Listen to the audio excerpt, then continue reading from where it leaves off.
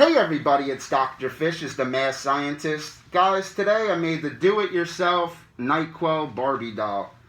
This is a very cool build, guys. For this, I took an empty NyQuil bottle. I took an old Barbie doll. I took her legs and her arms off. I hot glue gunned it to the NyQuil bottle. Actually, these little shoes I got, they're like a gift from my mom, I think, but I just added it to the Barbie to give it basically a little character.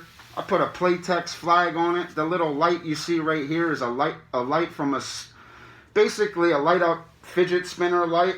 In the back I put another light that you can see, so when you set it down it actually lights up the NyQuil bottle. I hot glue gunned a big gay ice cream right on the one arm.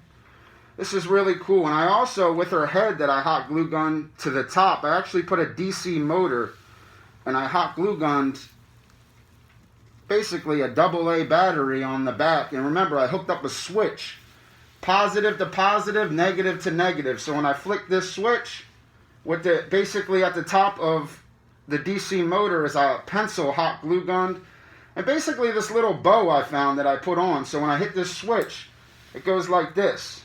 This is the do-it-yourself NyQuil Barbie doll. It's very cool, guys. It really is. I really like this a lot. Always be original, creative, and explosive, guys. See things that other people don't see and make cool stuff like this.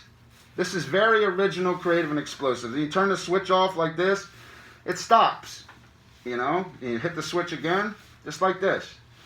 Do-it-yourself NyQuil Barbie doll. A creation by Dr. Fish. Always be all the way up, guys. Hope you guys enjoyed this quick video of one of Dr. Fish's creations. Dr. Fish out.